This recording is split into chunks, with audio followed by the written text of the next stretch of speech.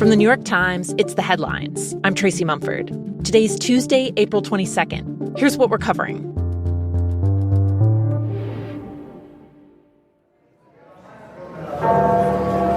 From Vatican City to the Philippines to the Democratic Republic of Congo,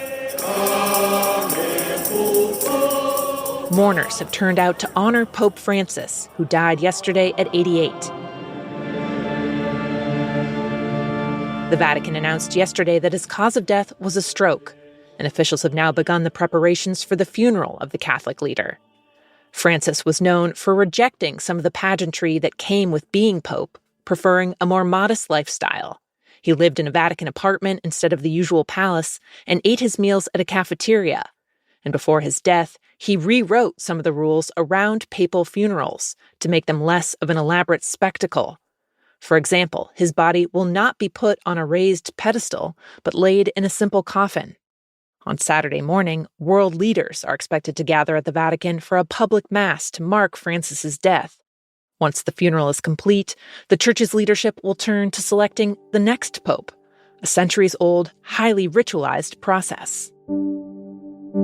Over 100 cardinals from around the world will travel to the Vatican and convene in the Sistine Chapel for what's known as a conclave. They'll swear an oath of secrecy and vote using private ballots to choose Francis's successor. Any candidate must win a 2/3 majority to be elected, so it often takes multiple votes over multiple days as different factions try to push their vision for the future of the Church. After each round, the ballots are burned, and colored smoke is released from the Vatican's chimney as a signal. If the smoke is black, they haven't reached a consensus. When the smoke is white, a new pope has been chosen. For more on the legacy of Pope Francis, listen to today's episode of The Daily. Now, 3 updates on the Trump administration. Donald Trump delivering another brutal day to Wall Street, the Dow plunging more than... Stocks, bonds, and the value of the U.S. dollar all tumbled yesterday after President Trump renewed his attacks on the chair of the Federal Reserve. He called Jerome Powell a, quote, major loser and urged the Fed to lower interest rates. Trump has been pushing for the lower rates as a way to boost the economy amid his disruptive new tariffs. But for many investors, even a hint that the president may be trying to undermine the Fed's independence set off alarm bells. Also, Harvard has taken its fight against the Trump administration to the courts, filing a lawsuit yesterday accusing the administration of trying to exert unprecedented and improper control over the university. The administration has moved to freeze billions of dollars in federal funding for the school after Harvard rejected a series of demands to give the government more oversight over its hiring and academic programs. And no, he's doing a great job. It's just fake news. They just bring up stories. President Trump is standing behind his Secretary of Defense, Pete Hegseth, after news broke that Hegseth shared military attack plans in a group chat with his family members. Trump called any concerns about how Hegseth handled the sensitive national security information a waste of time. But the Times has learned that inside the Pentagon, there are also wider concerns about how the department is functioning under Hegseth, with current and former officials describing widespread disarray. There have been screaming matches between Hegseth's aides. His team has been combing through staff members' old social media posts to look for signs of disloyalty. And bureaucratic logjams have slowed down key defense projects like a new missile defense system for the U.S. A Pentagon spokesman blamed any reports about dysfunction there on disgruntled employees with an axe to grind.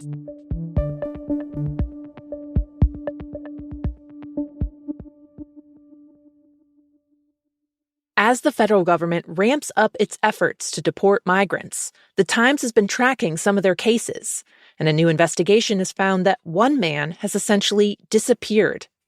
Ricardo Prada Vasquez, who's 32 and originally from Venezuela, was working in Detroit this January when he made a wrong turn.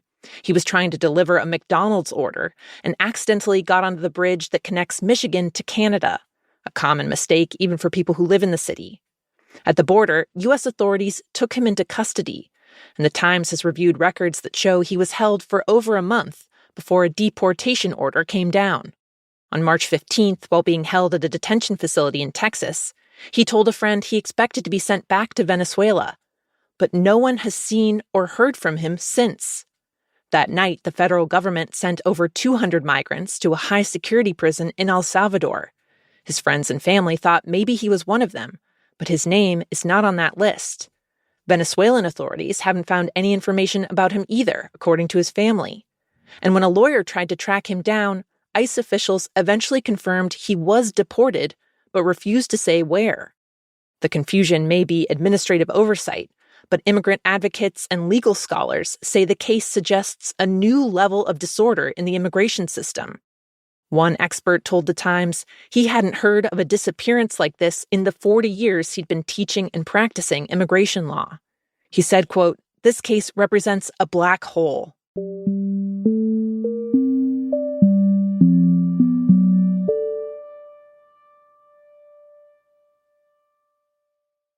Today at the Supreme Court, a set of kids' books will be at the center of the arguments.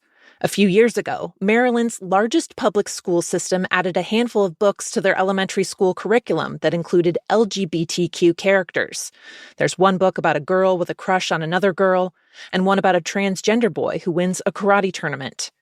Initially, the school system gave parents notice when the books were going to be discussed, and the option to have their children sit those sessions out.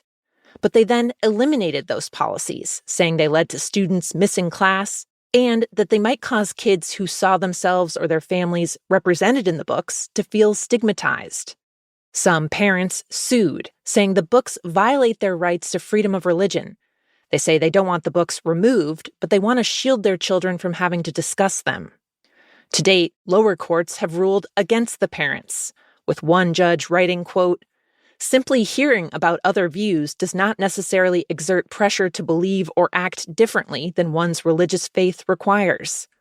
But the case is now in front of the Supreme Court, which in recent years has increasingly ruled in favor of religious rights. For example, the court sided with a web designer who did not want to create sites for same-sex weddings, and with a high school football coach who said he had a constitutional right to pray on the 50-yard line at his team's games. A decision in this case isn't expected until around June, at the end of the court's term.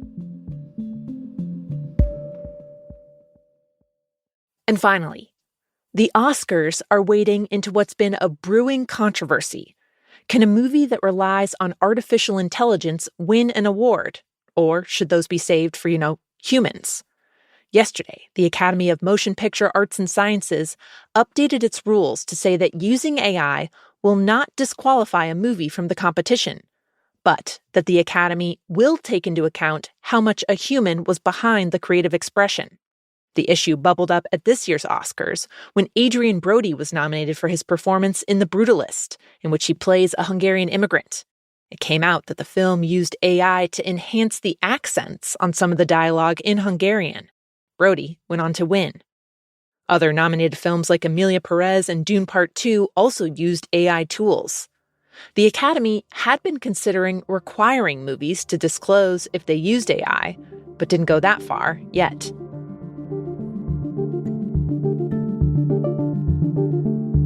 Those are the headlines. I'm Tracy Mumford. We'll be back tomorrow.